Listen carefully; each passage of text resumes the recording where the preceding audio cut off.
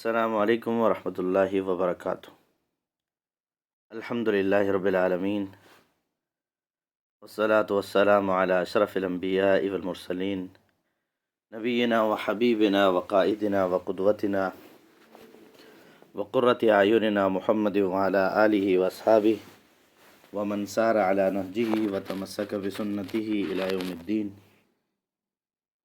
اللہم صل علی محمد وعلی آل محمد كما صليت على إبراهيم وعلى آل إبراهيم إنك حميد مجيد۔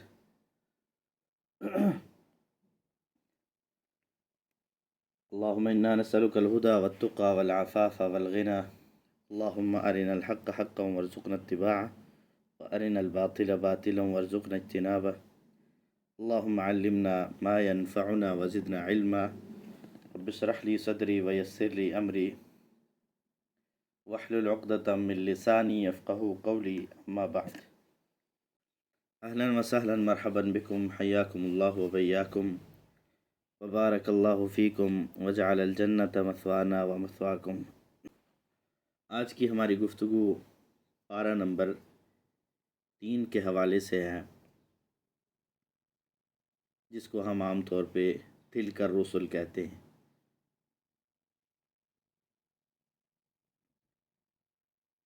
اس پارے کا آغاز اللہ تعالیٰ نے ان الفاظ سے کیا ہے: تلک الرسل فضلنا بعضهم على بعض منهم من کلم اللہ ورفع بعضهم درجات، کہ یہ رسول ہیں جن میں سے بعض کو بعض پر فضیلت دی ہم نے، ان میں سے بعض وہ ہیں جن سے اللہ تعالیٰ نے بات چیت کی اور بعض کے درجے بلند کیے۔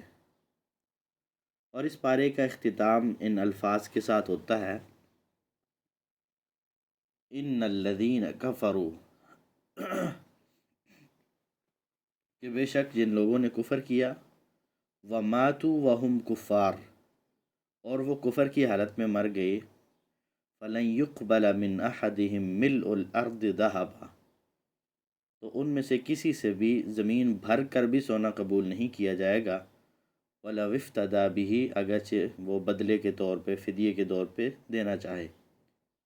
اولئک لہم عذاب علیم، یہی وہ لوگ ہیں کہ جن کے لیے دردناک عذاب ہے، وَمَا لَهُم مِّن نَاصِرِينَ، اور ان کا کوئی مدد کرنے والا نہیں ہوگا۔ آغاز میں انبیاء اور رسل کا تذکرہ اور اختتام پہ حالت کفر پہ مرنے والوں کے انجام کو بیان کیا گیا ہے۔ انبیاء اور رسل جو اللہ کی تعلیمات لے کے آتے ہیں، ان تعلیمات کو اپنا کر انسان اپنے آپ کو جنت کا وارث بنا سکتا ہے، اور اگر ان انبیاء کو نہیں مانے گا تو پھر انجام ایسا بھیانک ہوگا جسے برداشت کرنا کسی کے بس کی بات نہیں ہے۔ اور اللہ تعالیٰ نے پارے کے اختتام میں ان انبیاء کی بات کی تردید کرنے والوں اور پیروی نہ کرنے والوں کا یہ انجام بیان کر دیا کہ وہ ساری زمین بھر کر بھی اگر فدیے میں دینا چاہیں، بدلے میں دینا چاہیں، تو وہ نہیں قبول کی جائے گی۔ اور پیچھے بھی ہم پڑھ چکے ہیں اس حوالے سے سورہ بقرہ کی آیت نمبر 175 میں کہ اللہ تعالیٰ ایسے لوگوں کے بارے میں فرماتے ہیں: فما اصبرہم علی النار، کہ وہ کس قدر آگ برداشت کرنے والے ہیں۔ تو انبیاء اور رسل کی تعلیمات دیکھیے، اور ہم یہاں آغاز کرتے ہیں اس حوالے سے کہ یہ جن انبیاء کی بات کی گئی کہ تلک الرسل فضلنا بعضهم علی بعض، کہ یہ رسول ہیں جن میں سے بعض کو ہم نے بعض پر فضیلت دی ہے، ان میں سے بعض کے ساتھ کلام کیا ہے، جیسے موسیٰ علیہ السلام کے ساتھ طور کے مقام پہ نبی کریم صلی اللہ علیہ وسلم کے ساتھ اللہ تعالیٰ نے گفتگو کی ہے معراج کے موقع پر، اور پھر ان کے درجات متفاوت ہیں۔ فضلنا بعضهم علی بعض، اللہ تعالیٰ فرماتے ہیں کہ ہم نے بعض کو بعض پر فضیلت دی ہے، مقام و حالانکہ نبی کریم صلی اللہ علیہ وسلم نے حدیث مبارک میں یہ بھی فرمایا ہے: لا تفضلونی علی یونس ابن متہ، کہ مجھے تم یونس علیہ السلام پہ فضیلت نہ دو۔ ایک طرف آپ کا یہ فرمان ہے کہ مجھے فضیلت نہ دو، اور دوسری طرف قرآن بھی یہ کہتا ہے کہ اللہ کے رسول افضل ہیں، اور بہت ساری احادیث سے یہ بھی پتہ چلتا ہے کہ اللہ کے رسول نے اپنی فضیلت کو بیان بھی کیا ہے۔ یہ کہا نا، انا سید ولد آدم، میں آدم کی اولاد کا سردار ہوں، ولا فخر، اس پہ مجھے کوئی فخر نہیں ہے، کیونکہ یہ تو اللہ کی عطا ہے۔ تو پھر فضیلت نہ دینے کا کیا مطلب ہے؟ تو فضیلت نہ دینے کا مطلب یہ ہے کہ ہم نے اس انداز سے کسی کو فضیلت نہیں دینی کہ دوسرے کی تنقیص ہو رہی ہو۔ تو کسی کی تنقیص کر کے کسی کی اگر فضیلت بیان کی جا رہی ہے تو یہ ٹھیک نہیں ہے، یہ درست نہیں ہے۔ اللہ کے رسول نے جو منع فرمایا ہے کہ تم مجھے فضیلت نہ دو، وہ اس اعتبار سے ہے کہ کوئی اس انداز سے بیان کرے کہ ہمارے نبی کی یہ فضیلت ہے اور دوسروں کی شان میں تنقیص کرنے کے لیے اگر کر رہا ہوں۔ اسی طرح صحابہ کرام رضوان اللہ علیہ مجمعین کا معاملہ ہے، ان میں بھی مقام و مرتبے میں تفاوت ہے۔ ظاہر ہے کہ خلفائے راشدین سب سے افضل ہیں، لیکن اس طرح سے کسی صحابی کی شان بیان کرنا کہ کسی دوسرے کی تنقیص ہو رہی ہو تو یہ چیز درست نہیں ہے۔ مثلا حضرت ابو بکر کی شان بیان کرتے ہوئے کوئی اس طرح کرے کہ حضرت علی کی تنقیص کرے، یا حضرت علی کی شان بیان کرتے ہوئے حضرت ابو بکر کی تنقیص کرے، ان کی شان میں کمی کرے، تو یہ کسی بھی صورت درست نہیں ہے، یہ انبیاء میں بھی درست نہیں ہے۔ باقی اللہ تعالیٰ نے ہر ایک کو الگ مقام اور مرتبہ دیا ہے۔ انبیاء کا مقام و مرتبہ سب سے اعلیٰ ہے، رسولوں کا، ان میں اس کے بعد پھر انبیاء کا، اور پھر جو ہیں ان کے حواریین جو ساتھی ہوتے ہیں نبیوں کے، اور ان میں بھی سب سے زیادہ اللہ تعالیٰ نے نبی کریم صلی اللہ علیہ وسلم کے ساتھیوں کو، صحابہ کرام کو نوازا ہے۔ تو ان رسولوں کی تعلیمات کیا تھی؟ جن رسولوں کی بات کی جا رہی ہے کہ ہم نے انہیں بھیجا ہے، ان کے آنے کا مقصد تو ہم جانتے ہیں کہ اللہ تعالیٰ نے خود بیان کیا، وَلَقَدْ بَعَثْنَا فِي كُلِّ أُمَّةٍ رَسُولًا أَنِ اعْبُدُوا اللَّهَ وَاجْتَنِبُوا الطَّاغُوتَ، کہ ہم نے ہر امت کے اندر رسول بھیجے ہیں تاکہ تم اللہ کی بندگی کرو اور غیر اللہ کی بندگی سے بچ جاؤ، طاغوت سے بچ جاؤ۔ پھر جو ہے انبیاء کی دعوت، انبیاء کی تعلیمات، تو سب سے پہلی انبیاء اور رسل کی مشترکہ جو تعلیم ہے وہ توحید کی تعلیم ہے۔ تو یہاں پہ بھی اس تعلیم کا ذکر کیا گیا ہے۔ آپ دیکھیں آگے آیت الکرسی ہے، اور آیت الکرسی میں کیا ہے؟ اللہ تعالیٰ کی توحید ہے ساری کی ساری۔ آیت الکرسی کی فضیلت اللہ کے رسول صلی اللہ علیہ وسلم نے بہت کثرت سے بیان فرمائی ہے، اور اس کی ایک وجہ یہ بھی ہے کہ آیت الکرسی میں اللہ تعالیٰ کی عظمت کا تذکرہ ہے، اور اسی ایک آیت میں ہی 17 بار اللہ تعالیٰ کا ذکر ہوا ہے۔ اور اسی طرح رسول اللہ صلی اللہ علیہ وسلم نے آیت الکرسی کو قرآن مجید کے سب سے عظیم آیت قرار دیا ہے، اور ہر نماز کے بعد آیت الکرسی پڑھنے سے بندے اور جنت کے درمیان صرف موت کا فرق رہتا ہے۔ آیت الکرسی انسان کو شیطان سے محفوظ کرتی ہے، اور اس کے بہت سارے فضائل ہیں۔ اسی طرح آیت الکرسی پڑھنے کے جو خاص مواقع ہیں، مسنون مواقع ہیں، ان میں سے ایک تو صبح و شام کے اذکار میں، اور اسی طرح نمبر 2 ہر فرض نماز کے بعد، ہر فرض نماز کے بعد آیت الکرسی بھی اور معوذات بھی، اور اسی طرح رات کو سونے سے پہلے۔ تو یہ 3 بنیادی مواقع ہیں آیت الکرسی پڑھنے کے۔ اس کے علاوہ جب انسان کے لیے ممکن ہو، جیسے موقع ملے، تو اسے یہ آیت کثرت سے پڑھنی چاہیے۔ جس کو خطرہ ہو کسی تکلیف کے پہنچنے کا، کسی مال کی حفاظت کے لیے پڑھنا چاہتا ہے، اولاد کی حفاظت کے لیے پڑھنا چاہتا ہے، اپنی حفاظت کے لیے پڑھنا چاہتا ہے، تو آیت الکرسی یہ اللہ تعالیٰ کی عظیم نعمت ہے ہمارے اوپر۔ تو انبیاء کی تعلیمات میں سے پہلی تعلیم کیا ہے؟ توحید کی تعلیم ہے، جس کو یہاں آیت الکرسی میں بھی بیان کیا گیا۔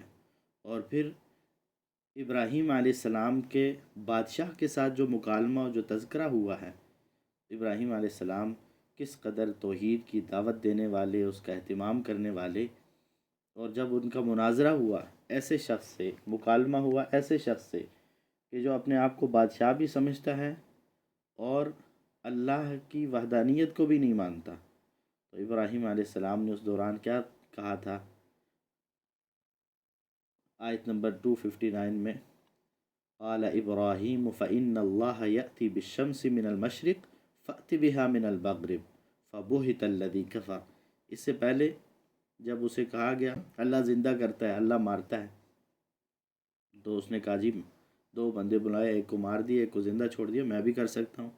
تو ابراہیم علیہ السلام نے اس حقیقت کو پہچان لیا کہ یہ بندہ جلدی بات سمجھنے والا یا ماننے والا نہیں ہے، تو کہا کہ میرا رب تو وہ ہے جو سورج کو مشرق سے طلوع کرتا ہے، تم مغرب سے لے آؤ۔ پھر اگر کہتے ہو تمہارا یہ دعویٰ ہے کہ تم رب ہو تو پھر ایسے کر لو، تو یہ وہ نہیں کر سکا۔ فبوہت الذی کفر، یعنی کافر لاجواب ہو گیا۔ اسی طرح آپ آگے چلیں تو آگے اللہ تعالیٰ نے وہ واقعہ بیان کیا ہے کہ جب 100 سال کے بعد وہ سیدھا ہڈیوں کو جوڑ کر دوبارہ زندہ کرنے کا جو انداز ہے، عام طور پر لوگ کہتے ہیں کہ عزیر علیہ السلام وہ تھے، لیکن کسی مستند روایت میں ایسی چیز نہیں ملتی کہ وہ جس شخص نے یہ کہا تھا، ڈیمانڈ کی تھی اور اللہ تعالیٰ نے 100 سال تک اسے موت دے دی تھی، وہ کون تھے۔ بہرحال اللہ تعالیٰ کے بندوں میں سے ایک نیک آدمی تھے، جب انہوں نے کہا کہ ان کو کیسے زندہ کیا جائے گا دوبارہ، تو اللہ تعالیٰ نے انہیں 100 سال کے لیے مردہ کر دیا اور اس کے بعد زندہ کر دیا۔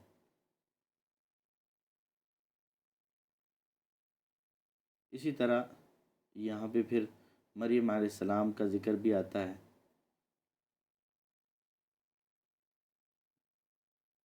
کہ زکریہ علیہ السلام جب ان کے پاس آتے، کلما دخل علیہ زکریا المحراب وجد عندها رزقا، جب عبادت گاہ میں آتے تو دیکھتے کہ اس کے پاس رزق پڑا ہوا ہے، مال پڑا ہوا ہے، پھل ہیں تازہ، موسم بھی نہیں ہے پھلوں کا لیکن پھر تازہ پھل ہیں، تو کہنے لگے یا مریم انا لک ھذا، یہ کہاں سے آیا؟ قالت هو من عند اللہ، تو مریم علیہ السلام نے کیا جواب دیا کہ یہ اللہ کی طرف سے آیا ہے۔ ان اللہ یرزق من یشاء بغیر حساب، اور اللہ تعالیٰ جسے چاہتے ہیں بغیر حساب کے عطا فرماتے ہیں۔ تو جب زکریا علیہ السلام نے وہاں دیکھا کہ مریم کو تازہ پھل دینے والے رب کو میں کیوں نہ پکاروں، تو انہوں نے بھی پکارا اور کہا ہنالک دعا زکریا ربہ۔ اللہ تعالیٰ اس کا تذکرہ کرتے ہیں کہ پھر زکریا علیہ السلام نے اپنے رب کو پکارا، قال رب هب لي من لدنك ذرية طيبة انك سميع الدعاء، اور پھر اللہ تعالیٰ کی طرف سے جو جواب دیا گیا۔ تو یہ ساری چیزیں توحید پر دلالت کرتی ہیں۔ اس پارے میں اور بھی اس طرح کے کئی واقعات کو بیان کیا گیا ہے، بلکہ مردوں کو زندہ کرنے کا مختلف انداز سے بیان کیا گیا ہے کہ ایک تو موسیٰ علیہ السلام کی قوم کے 70 سرداروں کو اللہ تعالیٰ نے جو کوہ طور پر ہلاک کر دیا تھا، انہیں دوبارہ زندہ کر دیا، جس کا ذکر سورہ بقرہ کی آیت نمبر 55 اور 56 میں ہے۔ اسی طرح وہ گائے والا واقعہ جس کی مناسبت سے سورت کا نام سورہ بقرہ ہے، تو وہاں بھی جس آدمی کو قتل کیا گیا تھا، مقتول نے اٹھ کر قاتل کا پتہ دیا، زندہ کیا تھا اللہ تعالیٰ نے اس کو۔ اسی طرح وہ لوگ کہ جن کے اوپر دشمنوں نے حملہ کیا اور یہ ہزاروں کی تعداد میں تھے، اس کے باوجود مزاحمت کرنے کے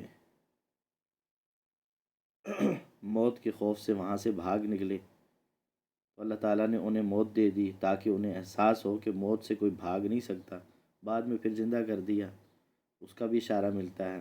اسی طرح ایک ویران بستی سے جب یہ والا جو واقعہ ہے گزر ہوا، تو 100 سال کے لیے اللہ تعالیٰ نے مردہ کر دیا، پھر زندہ کر دیا۔ اسی طرح 5واں واقعہ یہاں مردوں کو زندہ کرنے کا کہ جب ابراہیم علیہ السلام نے اللہ تعالیٰ سے التجا کی قیامت کے دن لوگ کیسے زندہ ہوں گے؟ تو اللہ تعالیٰ نے پوچھا کہ کیا تم اس پر ایمان نہیں لاتے؟ تو عرض کی کہ کیوں نہیں، لیکن اطمینان قلب کے لیے دیکھنا چاہتا ہوں۔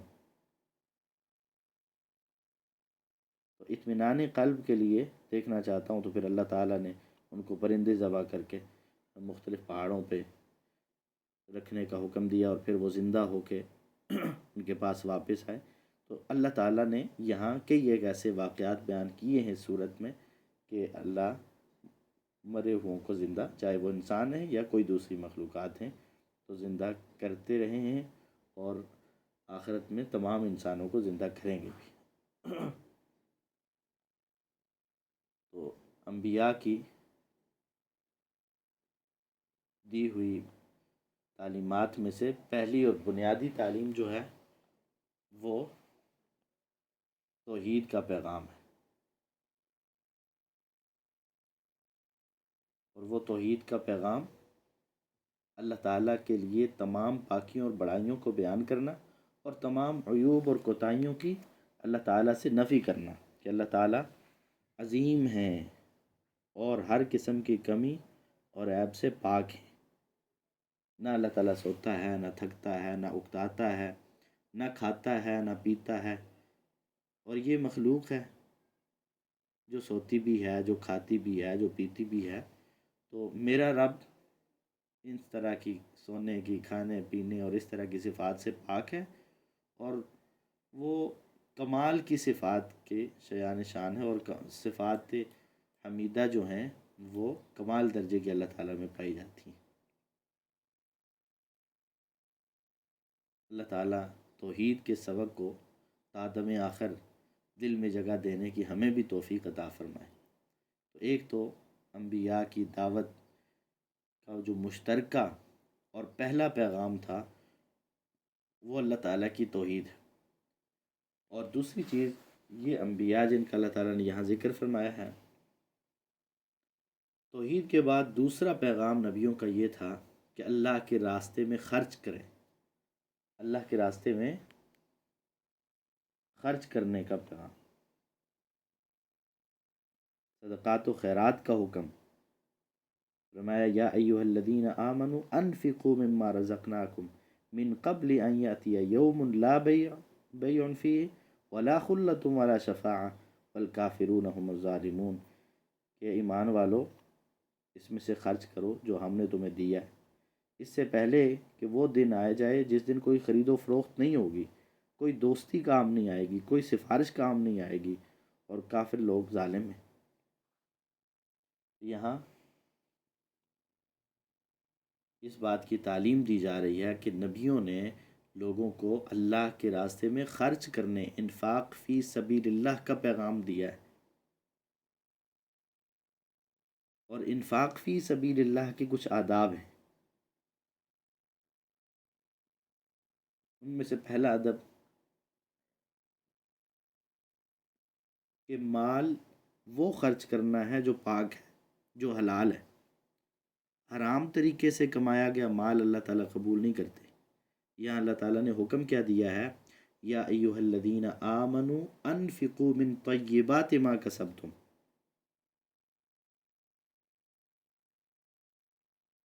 کہ ایمان والو جو اللہ نے تمہیں جو تم کماتے ہو اس میں سے پاکیزہ چیز کو خرچ کرو، یعنی خرچ کرو اللہ کے راستے میں، لیکن یاد رکھنا من طیبات ما کسبتم، جو تم کماتے ہو اس میں سے پاکیزہ کو خرچ کرنا۔ اگر کوئی شخص یہ سمجھتا ہو کہ چلیں سود لے لیتے ہیں، رشوت لے لیتے ہیں، دھوکہ کر کے مال کما لیتے ہیں، اور کسی کے ساتھ فراڈ کر لیتے ہیں، کوئی غصب کر لیتے ہیں کسی کا مال، پھر بعد میں صدقہ کر دیں گے اس مال کو، سود چلیں اب ہم لے لیتے ہیں، ہم لے کے کسی غریب کو دے دیں گے، ہم نہیں استعمال کریں گے، غریب کا بھلا ہو جائے گا، ہم غریب کا بھلا چاہتے ہیں، تو یاد رکھنا اس طرح کی کوئی دلیل بھی کام نہیں آئے گی، کیونکہ اللہ تعالیٰ قبول ہی نہیں کرتے۔ ان اللہ طیب لا يقبل الا طیبا، اللہ تعالیٰ پاک ہیں اور صرف پاک کو وہ قبول کرتے ہیں۔ تو اگر کوئی شخص حرام مال کما کے یہ سمجھے کہ میں اس میں سے صدقہ خیرات کروں گا یہ پاک ہو جائے گا، تو ایسا نہیں ہے، وہ حرام ہی رہے گا، اور جو خرچ کیا اس کا ثواب بھی نہیں ملے گا۔ بعض لوگ کہتے ہیں نا چلیں اگر ایک طرف سے سود لیا ہے دوسری طرف سے وہی غریب پر خرچ کر دیا ہے تو سود کا گناہ ہوگا اور غریب پر خرچ کرنے کا ثواب ہوگا، تو چلے کھاتا برابر ہو جائے گا اور غریب کا بھلا ہو جائے گا۔ تو ایسے ایک بھلا نہیں ہوتا، کیونکہ اگر حرام طریقے سے کمایا ہے تو وہ اب وبال بن گیا، اس کا گناہ ہے۔ اب اگر اس کو اللہ کے راستے میں خرچ کرنے کے لیے تو حکم یہ ہے کہ پاکیزہ ہو، حلال ہو، تو حرام تو اللہ تعالیٰ قبول ہی نہیں کرتے، تو لینے کا جرم اور پھر آگے دینے پہ کوئی ثواب نہیں ہے، تو کھاتا پھر برابر نہیں ہوتا، پھر گناہ جو ہے نا وہ انسان کے کھاتے میں رہ جاتا ہے۔ تو اس لیے پہلی شرط یہ ہے، پہلا ادب یہ ہے کہ نبیوں نے یہ تو کہا ہے کہ اللہ کے راستے میں خرچ کریں، انفاق کا حکم دیا ہے، تعلیم دی ہے، لیکن اس کا پہلا ادب کہ وہ پاکیزہ ہو۔ اور اسی طرح دوسری چیز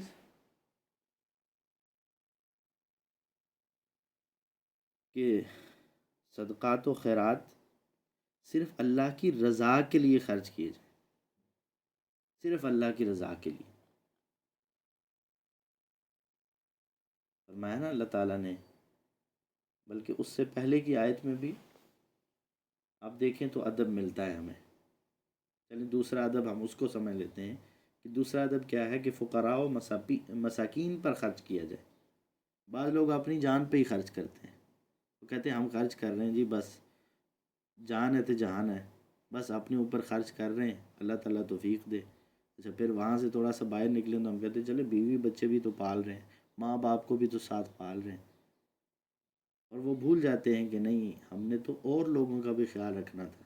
ہاں یہ ضرور ہے کہ اگر آپ اپنے رشتہ داروں کو صدقہ و خیرات دیتے ہیں اور وہ رشتہ دار جو ضرورت مند ہیں وہ فقراء اور مساکین میں سے ہیں اور آپ ان کے ساتھ تعاون کرتے ہیں تو آپ کے لیے ڈبل اجر ہے، ایک رشتہ داری ملانے یعنی صلہ رحمی کرنے کا بھی اجر ہے، اور اسی طرح اس کے ساتھ ساتھ مال خرچ کرنے کا بھی اجر ہے۔ لیکن اس کا یہ مطلب قطعاً نہیں ہے کہ انسان اپنے اوپر یا بیوی بچوں پہ ہی خرچ کرتا رہے اور ضرورت مندوں کو محروم رکھے۔ سورہ بقرہ کی آیت نمبر 271 میں 271 میں اللہ تعالیٰ فرماتے ان تبدوا الصدقات فنعما هي وان تخفوها وتؤتوها الفقراء فهو خير لكم ويكفر عنكم من سیئاتکم واللہ بما تعملون خبیر، کہ اگر تم صدقے خیرات کو ظاہر کرو تو وہ بھی اچھا ہے، اور اگر تم اسے پوشیدہ مسکینوں کو دے دو تو یہ تمہارے حق میں بہتر ہے، یعنی پوشیدہ طریقے سے فقیروں مسکینوں ضرورت مندوں کو دینا یہ زیادہ بہتر ہے۔ اللہ تعالیٰ تمہارے گناہوں کو مٹا دے گا اور اللہ تعالیٰ تمہارے اعمال کی خبر رکھنے والا ہے، تو انسان کے گناہ بھی معاف ہوتے ہیں۔ جب انسان اللہ کے راستے میں خرچ کرتا ہے اسے اس کا نعم البدل بھی ملتا ہے، اسے اس سے بہتر چیز مل جاتی ہے، اور پھر اللہ تعالیٰ سے اجر و ثواب بھی مل جاتا ہے۔ لیکن انسان صرف ظاہری چیزوں کو دیکھنے والا ہے، یہ بھول جاتا ہے کہ میں نے کہاں خرچ کرنا اور کیسے خرچ کرنا۔ اب اگلی آیت میں ایک تیسرا ادب، پہلا ادب ہم نے کہا تھا خرچ کرنے کا کیا ہے، پہلا ادب یہ ہے کہ حلال مال خرچ کیا جائے، دوسرا ادب یہ ہے کہ فقراء اور مساکین اور ضرورت مندوں کا خیال رکھا جائے، اس کو ظاہر کر کے بھی دیا جا سکتا ہے، پوشیدہ بھی دیا جا سکتا ہے، لیکن ظاہر کرنے سے مراد وہ ریاکاری نہ ہو بلکہ دوسروں کو ترغیب دینا ہو۔ اور تیسرا ادب یہ ہے کہ مال اخلاص کے ساتھ پیش کیجیے، اللہ کی رضا کے لیے خرچ کیجیے۔ آیت نمبر 272 میں اللہ تعالیٰ فرماتے ہیں وَمَا تُنْفِقُونَ إِلَّا ابْتِغَاءَ وَجْهِ اللَّهِ، کہ تمہیں تو صرف اللہ کی رضا کے لیے خرچ کرنا چاہیے، اللہ کی رضا کے لیے، اللہ کی رضا کے علاوہ اگر کسی پہ اس لیے خرچ کیا کہ اس کا مجھے کوئی اور متبادل ملے گا، میں فلاں کو ذرا ہاتھ کے نیچے کر لوں خرچ کر کے، بعض لوگوں کے مقاصد بڑے عجیب عجیب ہوتے ہیں، تو یہاں یہ بات ہمیں سمجھ لینی چاہیے کہ ہمارے خرچ کرنے کا مقصد اللہ تعالیٰ کی رضا ہو، نہیں تو پیچھے 264 نمبر آیت میں اللہ تعالیٰ نے یہ بھی فرمایا یا ایھا الذین آمنوا لا تبطلوا صدقاتکم بالمن والاذی، کہ غریب کو تانے دے کر تکلیف پہنچا کے اپنے صدقات کو ضائع نہ کرو۔ کالذی ينفق مالہ رئاء الناس، اس شخص کی طرح جو اپنے مال کو لوگوں کو دکھانے کے لیے خرچ کرتا ہے۔ لوگوں کو دکھانے کے لیے خرچ کرنے والے کا جس طرح ثواب ضائع ہو جاتا ہے نا، اجر و ثواب اسے نہیں ملتا، تو اسی طرح جو خرچ کرنے کے بعد غریب مسکین کو تکلیف پہنچاتا ہے، اسے اذیتیں دیتا ہے، تانے دیتا ہے، تکلیف دیتا ہے، تو اسے بھی اجر و ثواب نہیں ملے گا۔ اسی طرح خرچ کرنے کے آداب میں سے ایک ادب یہ بھی ہے کہ دل کی خوشی سے دیا جائے، دل کی خوشی سے، تنگ دلی سے نہیں، مجبوری کے ساتھ نہیں، اسے کوئی چٹی اور تاوان سمجھ کے نہ دیا جائے، بلکہ خوش دلی سے دیا جائے۔ جب انسان خوش دلی سے، دل کی پسند سے کوئی چیز خرچ کرتا ہے اور پاک چیز پسند کرتا ہے، خرچ کرتا ہے، اللہ کی رضا کے لیے خرچ کرتا ہے، تو یقیناً یہ بہت بڑے اجر و ثواب کو حاصل کرنے والا ہے۔ تو اس لیے خوش دلی کے ساتھ بھی صدقہ ضروری ہے کہ خوش دلی کے ساتھ خرچ کیا جائے۔ اسی طرح دن رات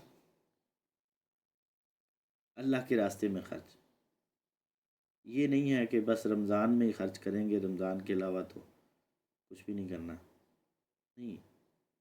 آداب میں سے یہ ہے کہ جب کوئی ضرورت مند ہو، کسی بھی وقت ہو، دن کو یا رات کو، اسے دیا جائے۔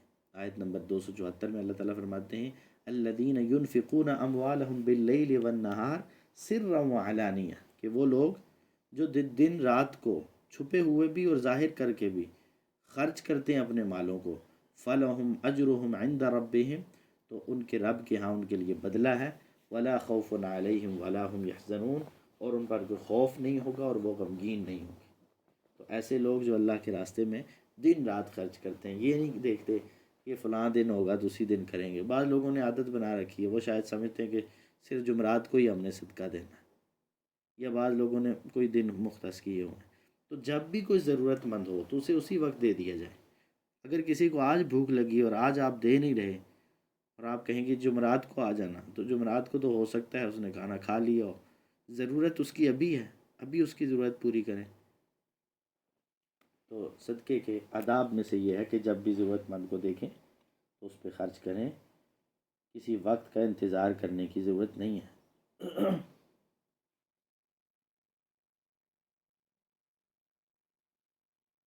اب یہ جو صدقہ ہے جس کی تعلیم دی ہے نبیوں نے، اور جس کے تقریباً ہم نے 5 آداب بھی ذکر کیے ہیں، اب سوال یہ ہے کہ یہ صدقہ دینے سے ملے گا کیا؟ یہ صدقہ دیں گے تو فائدہ کیا ہوگا؟ اب آئیے اس کے فائدے کی جانب۔ میرے خیال سے آپ کو ابھی تک اس بات کا پتہ نہیں، آپ کو احساس ہوا ہے یا نہیں ہوا کہ ہم آیات کی ترتیب سے نہیں چل رہے۔ ہم کیا کرتے ہیں، ایک موضوع لیا، اس موضوع پر آگے اس پارے میں جتنی آیات ہیں وہ کر لی، پھر جب دوسرا موضوع آیا تو پھر اس پارے میں اس موضوع پر جو آیات ہیں وہ ہم پڑھ رہے ہیں۔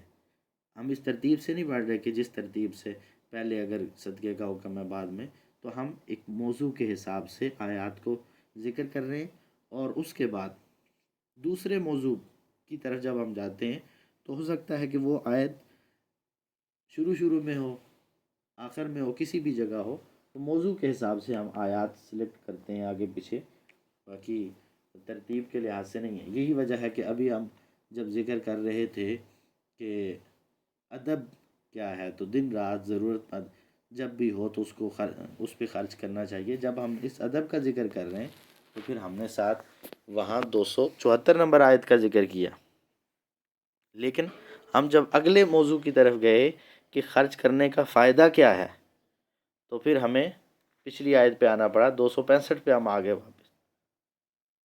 ابھی تھوڑا سا وقفہ لیتے ہیں اور اس کے بعد انشاءاللہ ہم دوبارہ شروع کرتے ہیں۔ تو ہم بات اس حوالے سے کر رہے تھے کہ نبیوں کی مشترکہ تعلیمات میں سے پہلی تعلیم ہے توحید کی تعلیم، اور دوسرا اس بارے میں جو چیز بیان ہوئی ہے اللہ کے راستے میں خرچ کرنا، اور پھر اللہ کے راستے میں خرچ کرنے کے 5 آداب کا ہم نے ذکر کیا ہے۔ اب ہم بات کریں گے اللہ کے راستے میں خرچ کرنے کا فائدہ کیا ہوگا؟ تو سورہ بقرہ آیت نمبر 265 میں اللہ تعالیٰ فرماتے ہیں مثل الذین و مثل الذین، اور ان لوگوں کی مثال ینفقون اموالہم، جو اپنے مالوں کو خرچ کرتے ہیں ابتغاء مرضات اللہ، اللہ کی رضا کو چاہتے ہوئے، وتثبیتا من انفسہم، اور دل کی خوشی سے، رضامندی کے ساتھ۔ ان کی مثال کیسی ہے؟ کمثل جنت بربوۃ اصابها وابل فآتت اکلها ضعفین، کہ ان کی مثال اس باغ جیسی ہے جو اونچی زمین پر ہو اور زوردار بارش اس پر برسے اور وہ اپنا پھل دگنا کر لے۔ تو یہ یہاں ہمیں تعلیم دی گئی ہے۔ پہلا فائدہ کیا ہے کہ اللہ کے راستے میں خرچ کرنے سے مال اور اجر و ثواب دگنا ہو جاتا ہے، ڈبل اجر ملتا ہے انسان کو، 2 گنا اجر ہے انسان کے لیے۔ اور پھر جو بھی چیز خرچ کرتا ہے تو پھر کیا ہوتا ہے، اس کے لیے فرشتے دعائیں کرتے ہیں، اللہم آت منفقا خلفا، اللہ خرچ کرنے والے کو اس کا متبادل دے۔ اسی طرح جب خرچ کرتا ہے تو اللہ تعالیٰ اس کو اور نعمتوں سے نواز دیتے ہیں۔ تو خرچ کرنے والا اللہ کے راستے میں دل کی خوشی سے اور یقین کے ساتھ جو خرچ کرنے والا ہے وہ ڈبل اجر حاصل کرتا ہے۔ اور ہمارے یہاں ڈبل کی بڑی قیمت ہوتی ہے۔ آپ کو پتہ ہوگا کچھ عرصہ پہلے ڈبل شاہ کے نام سے ایک فراڈیا لوگوں سے پیسے لیتا تھا اور پھر کچھ عرصے کے بعد انہیں ڈبل کر کے واپس کرتا تھا۔ پھر جب لوگوں میں اعتماد پیدا ہو گیا تو اس نے بہت سارے لوگوں سے اچھی خاصی اماؤنٹ لی اور لے کے غائب۔ مثلا پہلے کسی سے 1000 2000 5000 لیے اور اسے ڈبل کر کے دے دیے، 1000 والے کو 2000 دیے واپس، 5000 والے کو 10000 واپس کیے۔ لیکن جب دیکھا کہ اب تو لوگ اعتماد کر رہے ہیں اور بڑی بڑی اماؤنٹ وہ دینے کو تیار ہیں، لاکھوں کروڑوں میں، لی اور پھر غائب۔ لیکن یہاں ایسا معاملہ نہیں ہے، یہاں تو وعدہ میرے رب کا ہے۔ جب رب نے کہہ دیا ہے تو پھر یقین کے ساتھ ہمیں یہ بات سمجھ لینی چاہیے، پھر ہمیں ڈبل کی تو کوئی بات ہی نہیں ہے۔ پھر تو آپ یہ کہہ سکتے ہیں کہ 700 گنا تک اجر و ثواب بڑھ جاتا ہے۔ آیت نمبر 261 میں فرمایا مثل الذین ينفقون اموالهم فی سبیل اللہ کمثل حبۃ انبتت 7 سنابل فی کل سنبلۃ 100 حبہ واللہ یضاعف لمن یشاء واللہ واسع علیم، کہ جو لوگ اپنا مال اللہ کی راہ میں خرچ کرتے ہیں اس کی مثال اس دانے جیسی ہے جس میں سے 7 بالیاں نکلیں۔ آپ نے ایک دانہ زمین میں بویا، اس کا درخت بنا اور اس درخت کی 7 بالیاں بنیں، ان بالیوں میں سے ہر بالی میں سے 100 دانے۔ اب ایک دانے سے ایک ٹہنی کے ساتھ 7 بالیاں اور ہر بالی میں 100، تو کتنا ہو گیا؟ 700۔ اس طرح اللہ تعالیٰ اجر و ثواب دیتے ہیں۔ اللہ تعالیٰ فرماتے ہیں ان لوگوں کی مثال اس کی طرح ہے کہ ایک دانے سے 700 دانے بن گئے، اور اللہ تعالیٰ جسے چاہے اور بڑھا دے، اس سے بھی زیادہ اجر و ثواب دے دے۔ عام طور پہ جب ہم یہ کہتے ہیں نا کہ ایک نیکی کا ثواب 10 گنا ہوتا ہے، 700 گنا تک بھی مل گیا، اور اس سے بھی زیادہ کا آگے اللہ تعالیٰ نے کہہ دیا واللہ یضاعف لمن یشاء، کہ اللہ جس کے لیے چاہتے ہیں اس سے بھی زیادہ اسے دیتے ہیں۔ واللہ واسع علیم، بے شک اللہ تعالیٰ کشادگی والا اور خوب جاننے والا ہے۔ اللہ کے پاس ان چیزوں کی کمی تو نہیں ہے۔ اس لیے دوسرا فائدہ یہ ہے کہ 700 گنا تک بھی اجر و ثواب ملتا ہے۔ تیسرا فائدہ یہ ہے کہ اللہ کے راستے میں خرچ کرنے والے کو خسارہ نہیں ہوتا، اس کے لیے سعادت اور فضیلت ہی ہے۔ آیت نمبر 272 میں فرمایا وَمَا تُنْفِقُوا مِنْ خَيْرٍ يُوَفَّ إِلَيْكُمْ وَأَنْتُمْ لَا تُظْلَمُونَ، کہ تم جو خرچ کرو گے اس کا پورا پورا بدلہ تمہیں دیا جائے گا اور تمہارا حق نہیں مارا جائے گا۔ وَأَنْتُمْ لَا تُظْلَمُونَ، تمہارے اوپر کوئی ظلم نہیں ہوگا، دنیا کے ڈبل چاؤں کی طرح معاملہ نہیں ہوگا، جو بھی خرچ کرو گے، لیکن شرط یہ ہے کہ ریاکاری کے لیے نہ ہو، حلال اور پاکیزہ مال اللہ کی رضا کے لیے ضرورت مند پہ خرچ کیا ہو نا، تو اللہ تعالیٰ، اور وہ ضرورت مند ضروری نہیں ہے کہ کوئی انسان ہی ہو یا مسلمان ہی ہو، وہ ضرورت مند کوئی کافر بھی ہو سکتا ہے، وہ ضرورت مند صرف انسان نہیں، کوئی جانور بھی ہو سکتا ہے۔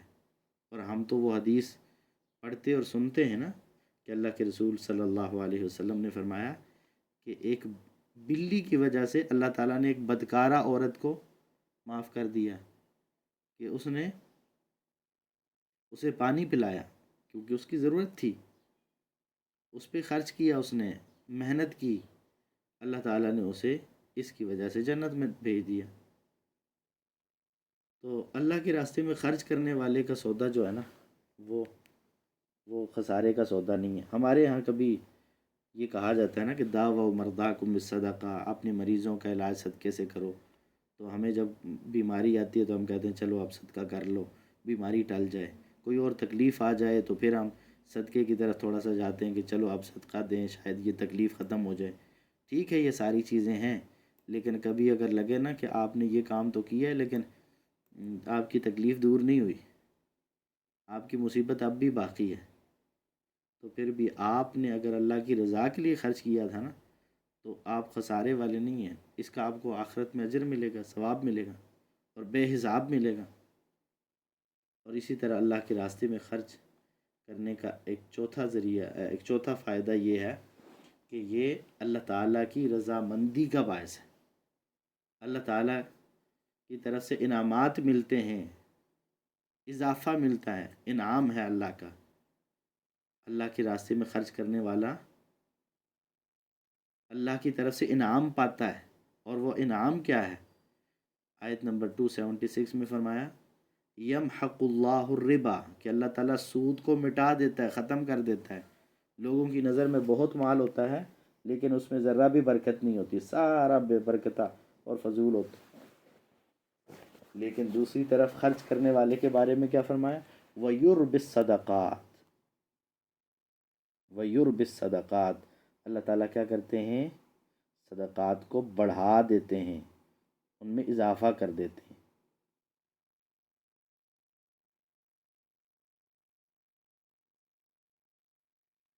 تو اس لیے ہمیں وہ اضافہ چاہیے نا، ہمیں تو اللہ کی طرف سے ملنے والا اضافہ چاہیے۔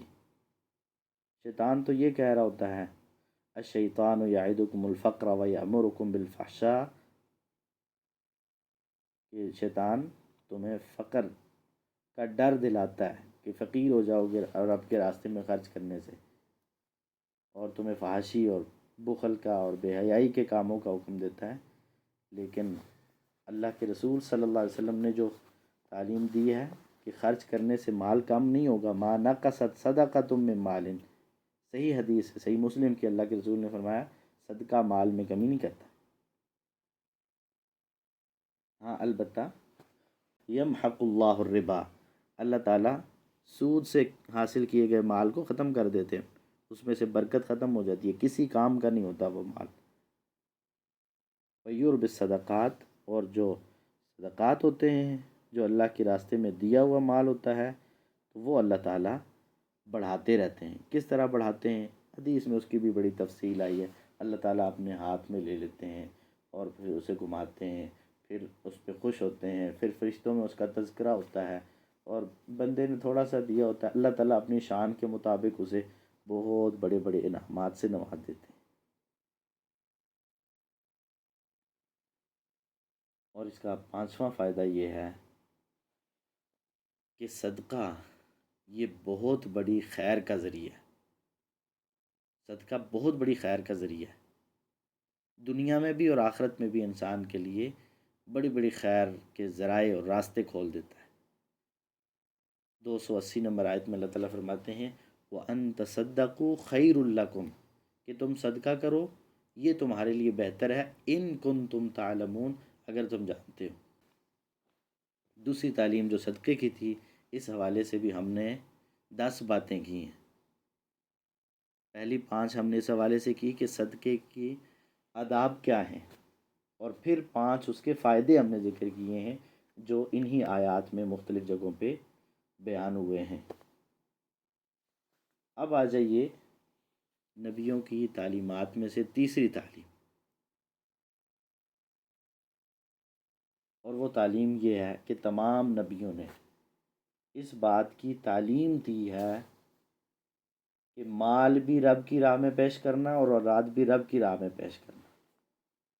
کسی نبی نے بھی نہ مال اپنی ذات کے لیے حاصل کیا، نہ اولاد اپنی ذات کے لیے، نہ عہدے اور منصب اپنی ذات کے لیے، سب کچھ رب کے لیے۔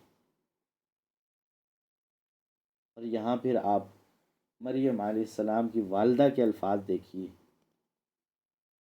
کہ کس قدر اللہ تعالیٰ کو یہ پسند آئے کہ اللہ تعالیٰ نے وہ قرآن بنا کے بھیج دیے۔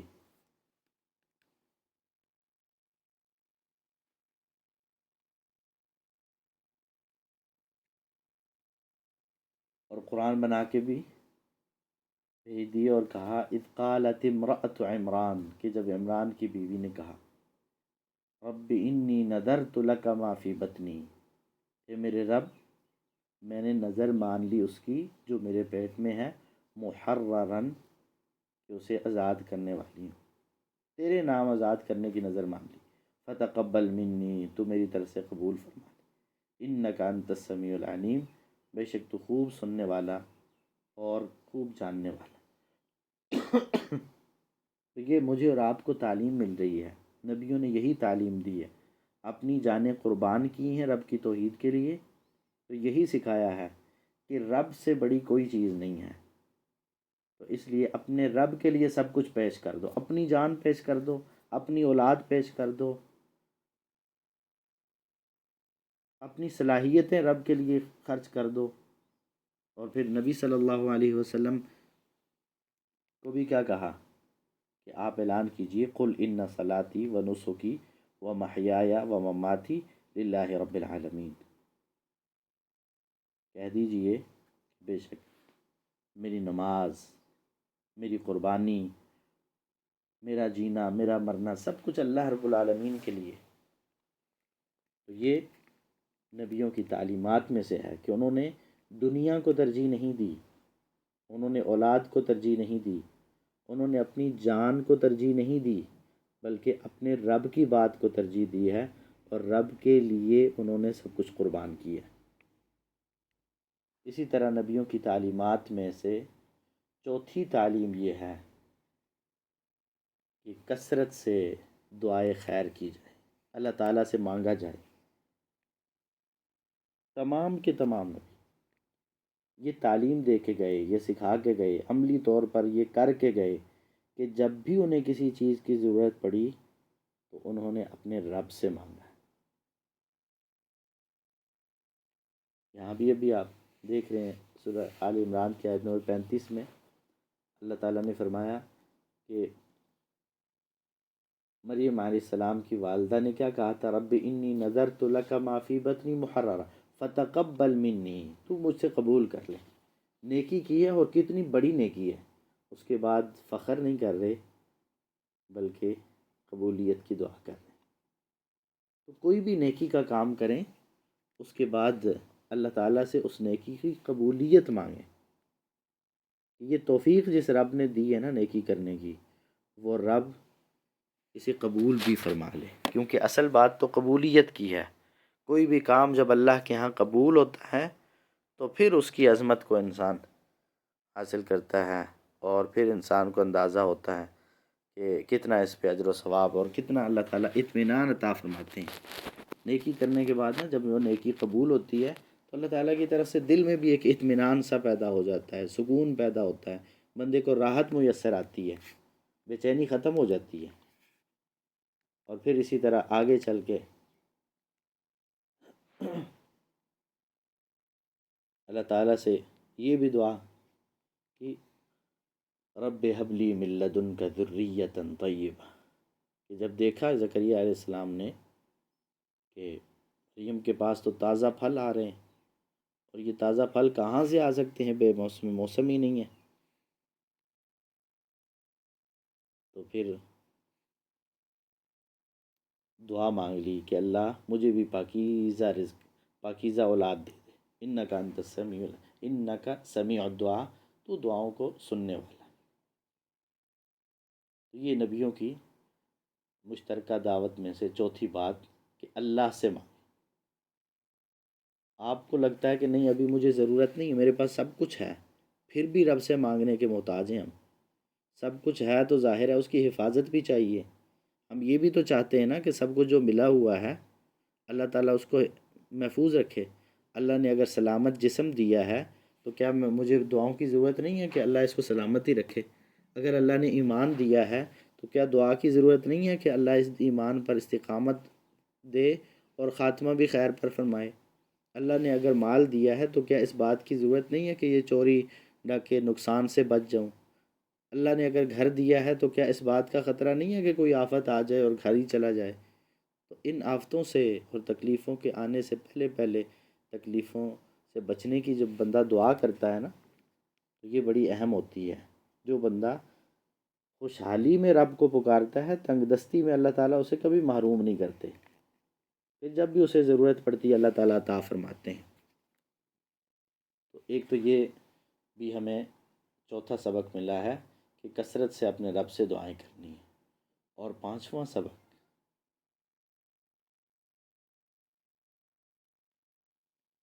وہ یہ ہے کہ اگر آپ اور میں اپنے اعمال کو رب کے ہاں قبول کروانا چاہتے ہیں تو اسلام میں داخل ہونا پڑے گا۔ سب نبیوں کی دعوت کہ دین کیا ہے؟ صرف اسلام ہے۔ اور اسلام کیا ہوتا ہے؟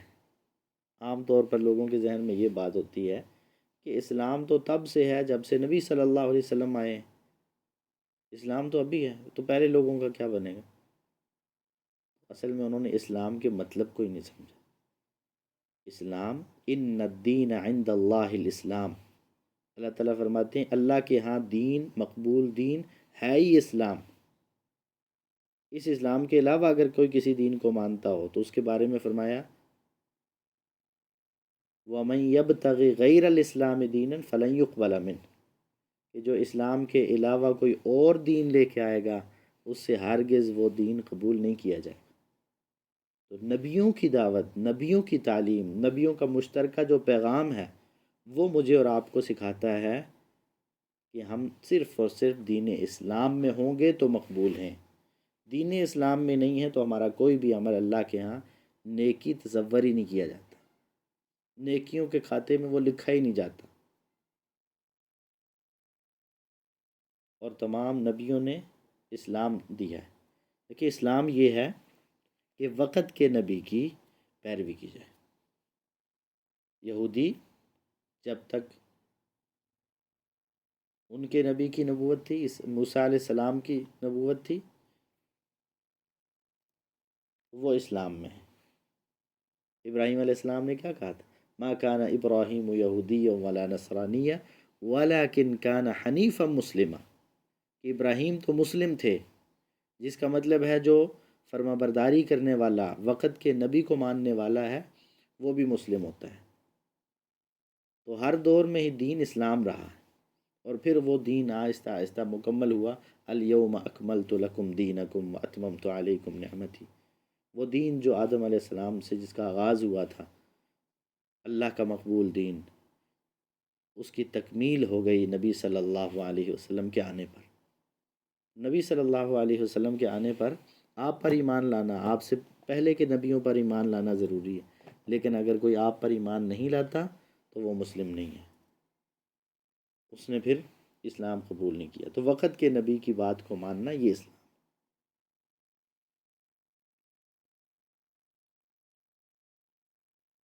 اسی طرح نبیوں کی مشترکہ تعلیمات میں سے چھٹی تعلیم یہ ہے کہ عظمت مصطفیٰ کو پہچانا جائے، نبی کریم صلی اللہ علیہ وسلم کی عظمت اور مقام و مرتبے کا اعتراف اور اسے پہچانا جائے۔ اللہ تعالیٰ نے اس حوالے سے سورہ آل عمران کی آیت نمبر 81 میں تمام نبیوں سے عہد لیا۔ تو پوری مخلوق خداوندی میں سے نبی صلی اللہ علیہ وسلم سب سے افضل ہے۔ آپ کی عظمت، آپ کا مقام، مرتبہ سب سے اعلیٰ ہے۔ آپ دیکھیں اللہ تعالیٰ نے اپنی مخلوق میں انسانوں کا انتخاب کیا ہے افضلیت کے لیے۔ انسانوں میں سے پھر 1,24,000 کے لگ بھگ نبیوں کا انتخاب کیا ہے۔ ان 1,24,000 میں سے 315 رسولوں کا انتخاب کیا ہے۔ ان رسولوں میں سے پھر اللہ تعالیٰ نے 5 کو اولو العزم بنایا ہے، نوح علیہ السلام، ابراہیم علیہ السلام، موسیٰ علیہ السلام، عیسیٰ علیہ السلام اور نبی کریم صلی اللہ علیہ وسلم۔ اور پھر ان 5 اولو العزم پیغمبروں میں سے بھی سب سے زیادہ نبی کریم صلی اللہ علیہ وسلم کو عظمت اور مقام اور مرتبہ دی ہے۔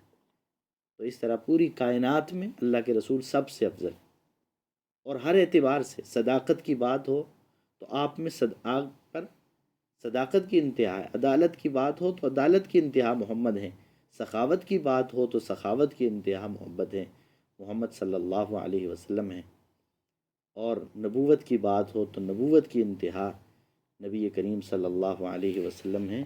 ہر چیز میں اللہ کے رسول سب سے آگے، سب سے نمایاں۔ اور پھر اللہ تعالیٰ نے تمام نبیوں سے اس بات کا عہد لیا اور انہیں یہ تعلیم کہ اگر تمہاری زندگی میں میرا آخری پیغمبر آ جاتا ہے تو تم نے اس پر ایمان لانا، اس کی مدد کرنی ہے۔ وَإِذْ أَخَذَ اللَّهُ مِيثَاقَ النَّبِيِّينَ لَمَا آتَيْتُكُم مِّن كِتَابٍ وَحِكْمَةٍ، کہ جب اللہ تعالیٰ نے نبیوں سے پختہ عہد لیا کہ جب میں تمہیں کتاب و حکمت دوں، ثم جاءکم رسول، پھر تمہارے پاس رسول آ جائیں، مصدق لما معکم، وہ رسول جو تمہارے پاس ہے اس کی تصدیق کرنے والے ہیں، تو تم نے کیا لَتُؤْمِنُنَّ بِهِ، تم نے ضرور اس پر ایمان لانا ہے، وَلَتَنْصُرُنَّهُ، تم نے ضرور اس کی مدد کرنی ہے۔ یہاں دیکھیں بات کس کی ہو رہی ہے؟ نبیوں کی بات ہو رہی ہے۔ اللہ تعالیٰ نبیوں سے وعدے لے رہے ہیں کہ اگر تمہاری موجودگی میں میرا پیغمبر آ جائے گا تو تم نے کیا کرنا ہے؟ اس پر ایمان لانا ہے، اس کی پیروی کرنی ہے، اس کی مدد کرنی ہے۔ پھر تمہاری نہیں چلے گی، پھر ان کی بات چلے گی۔ اور پھر ان سے پوچھا قال اقررتم واخذتم على ذلكم مصری، کہ کیا تم اس بات کے اقراری ہو اور میرا ذمہ لے رہے ہو، یعنی اس بات کا اقرار کرتے ہو کہ تم ایمان بھی لاؤ گے، مدد بھی کرو گے؟ قالو، تو انہوں نے کہا، تمام نبیوں نے کہا، اقررنا، ہم اقرار کرتے ہیں، ہم اس بات کا اقرار کرتے ہیں کہ اگر ہماری موجودگی میں وہ پیغمبر آ گیا، آخری پیغمبر، تو ہم ایمان بھی لائیں گے، مدد بھی کریں گے، پیروی بھی کریں گے۔ اعلیٰ، تو اللہ تعالیٰ نے فرمایا فشہدوا، گواہ ہو جاؤ، وَأَنَا مَعَكُم مِّنَ الشَّاهِدِينَ، اور میں بھی تمہارے ساتھ گواہوں میں سے ہوں۔ یعنی اس بات پہ پھر پکے رہنا۔ جب اللہ تعالیٰ نے نبیوں سے یہ وعدہ لیا ہے کہ میرا پیغمبر آ جائے تو کسی کی بات نہیں چلے گی، تو کیا اگر نبی کی امتی کسی نبی کو نہیں بلکہ امتی کو ترجیح دیں تو پھر کیا بنے گا؟ کسی نبی کو بھی اجازت نہیں کہ وہ آپ کے آنے کے بعد اپنی تعلیمات لوگوں میں پھیلائیں، اپنی رائے، اپنا نظریہ لوگوں میں پھیلائیں، بلکہ ان کے لیے بھی لازم ہے کہ وہ نبی صلی اللہ علیہ وسلم کی تعلیمات کے مطابق زندگی گزاریں۔ تو اللہ تعالیٰ سے دعا ہے کہ وہ مجھے اور آپ کو رسول اللہ صلی اللہ علیہ وسلم کی عظمت کو سمجھنے اور آپ کی اطاعت اور فرما برداری کرنے کی توفیق عطا فرمائے۔